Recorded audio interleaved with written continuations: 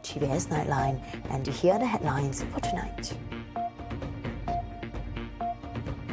Sarawak is all set for tomorrow's state-level MAULIDUR RASUL celebration in Kuching, with more than 10,000 participants marching in 208 contingents. The Royal Malaysia Police are investigating whether the Malaysian citizen arrested in Thailand for smuggling firearms are involved in wider links. And on world news, Thai tycoon Anutin Charnvirakul wins parliament vote to become Prime Minister of Thailand.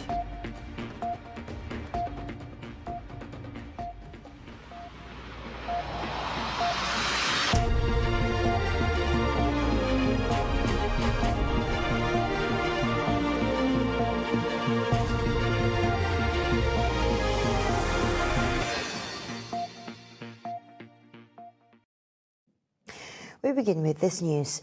Sarawak Governor Tun Pehin Sri Dr. Wan Junaidi Tuanku Jaafar and his wife, Puan Datuk Patinggi Fauzia Muhammad Sanusi, are wishing Muslims across the state a blessed MAULIDUR RASUL. He says this year's theme, Ummah Maju Makmur, or Progressive and Prosperous Ummah, underscores the call to take Prophet Muhammad as a model for building a stronger, more harmonious society. He says MAULIDUR RASUL is a reminder for Muslims to draw on the Prophet's leadership, compassion and integrity in daily life. He stresses Islam calls for balanced progress, worldly and spiritual, echoing Sarawak's 2030 plan that prioritizes digital growth, sustainability and social well-being. And he points to education and strong moral values as a backbone of a resilient Ummah. At the same time, he says, Sarawak remains a model of harmony, thriving in its religious and cultural diversity.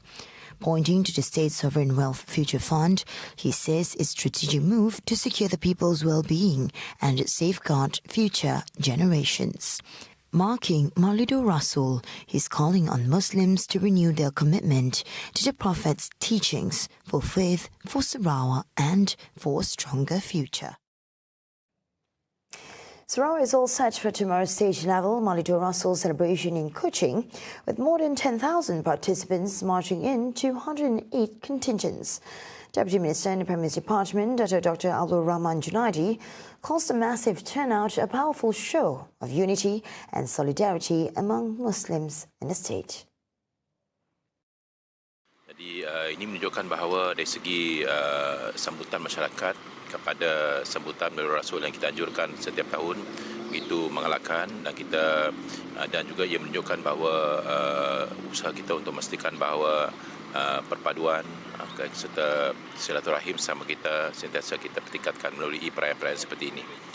He says the 208 contingents span government agencies, state bodies, private groups, schools, universities, village committees and a wide range of associations.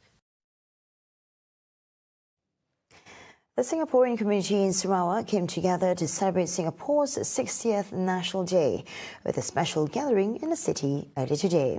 The SG60 National Day event, hosted at the Marian Boutique Lodging House, welcomed Singaporeans, their spouses and immediate family members.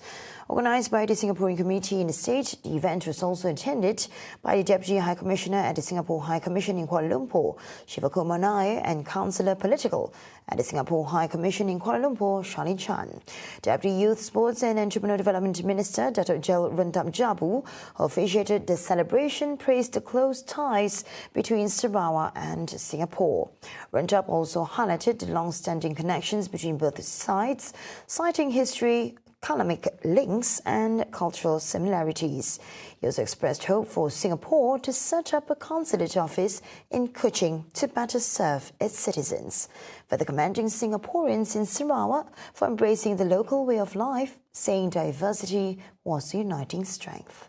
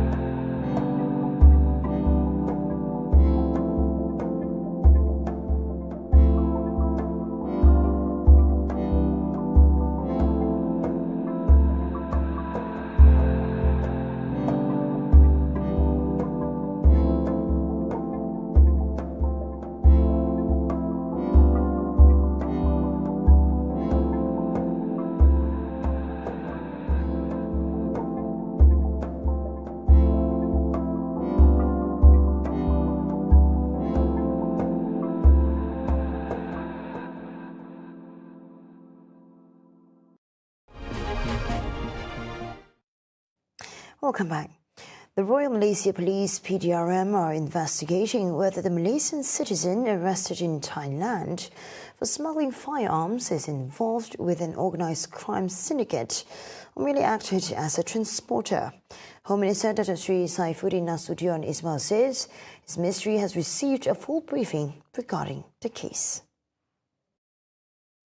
According to Nasution, the arrest in Thailand was made possible through close cooperation between authorities of both countries, whether at a government-to-government, G2G level or police-to-police P2P. Berdasar pada siasatan awal, ia tidak terkait dengan elemen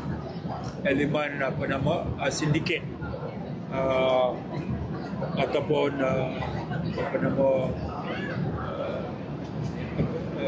jenayah-jenayah yang kita anggap sebagai satu kumpulan yang besar dan terancam buat masa inilah. Ini masih awal, siasatan awal. Siasatan masih berjalan.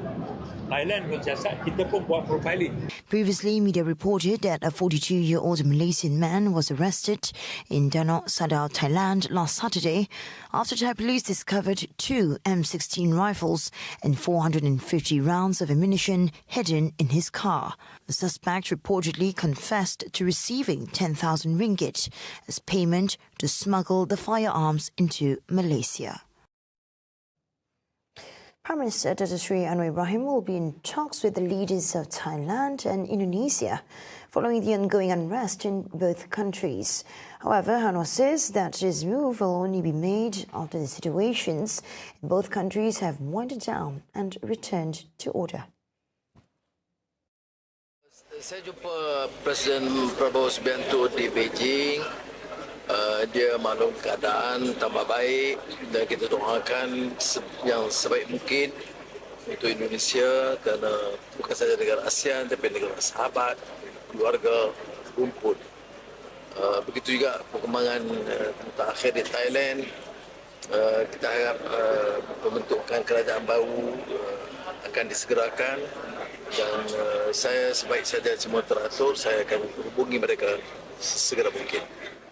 When asked whether the crisis in Indonesia could spread to Malaysia as a form of protest movement, Anwar said there are no issues in the country that would justify such unrest. Dia boleh bantah, kita tidak menghalang, tapi isu apa? Allowance menteri potong dan menteri tak ambil gaji. Isu tu tak bangkit apa dia? Minyak turun, peruntukan kepada rakyat tambah. Dan saya dah umumkan yang lain-lain kita boleh timbang dalam belanjawan. Tapi negara kena aman, kerja kena kuat, ekonomi kena kembang, laporan kena ajak masuk dan jangan menjejaskan kedudukan ini akan yang tertekan kepada rakyat. Indonesia is reeling from a public uprising, while Thailand grapples with a leadership crisis after Prime Minister Paetong Tan Shinawatra was ousted for breaching constitutional standards.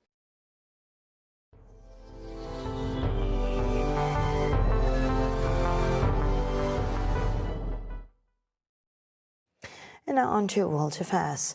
The Thai Parliament has picked conservative construction tycoon Anutin Chanvirakul as the country's new Prime Minister. Comes just after a week after a court ousted Paetong Tan Shinawatra add to Thailand's most powerful political dynasty. Seizing the moment, Anutin stitched together a coalition of rival blocs to sideline the Shinawatra-led Pheu Thai party from power. Official final results show Anutin won 311 votes, securing a comfortable majority of the 492 MPs in the National Assembly's lower house. เป็นนั้นว่านายอนุทินชาญวิรากูลได้รับคะแนนเสียงเห็นชอบมากกว่ากึ่งหนึ่ง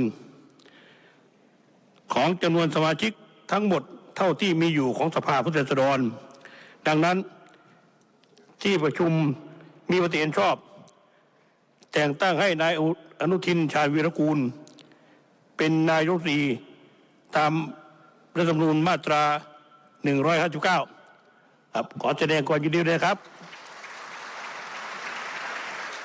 Anujin leads the Bumjaitai party and once served as Deputy Prime Minister, Interior and Health Minister, but is best known for legalizing cannabis in 2022. His rise marks yet another blow to the Shinawat dynasty, a dominant force in Thai politics for more than 20 years.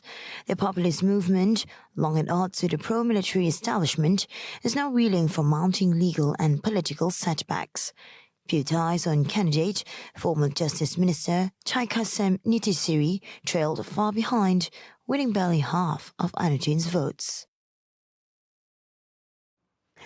Russian President Vladimir Putin is warning that any Western troops sent to Ukraine would be legitimate targets for Moscow's forces. The threat comes just a day after Kiev's allies, including France and Britain, pledged to send troops if a peace deal is reached. Что касается возможных контингентов воинских на Украине. Но это одна из первопричин втягивания Украины в НАТО. Поэтому если там будут появляться какие-то войска, особенно сейчас, в ходе ведения боевых действий, исходим из того, что это будут законные цели для их поражения. Ukraine's allies aren't saying how many troops they'd send or what role each nation would play. Kiev insists Western boots on the ground are key to any peace deal to stop Russia from striking again. But Putin says if a deal is reached, there'd be no need for foreign troops at all. Meanwhile, Beijing is pushing back against U.S. calls to ramp up economic pressure after U.S. President Donald Trump urged Europe to target China over the war in Ukraine. China insists it's neutral, urging peace talks while accusing the West of fueling the conflict by arming Kiev. 我们坚决反对动辄拿中国说事儿，坚决反对对中方施加所谓经济压力。 And those are the updates on TVS Nightline. I'm Shul Shmacho. Thank you for watching and have a good night.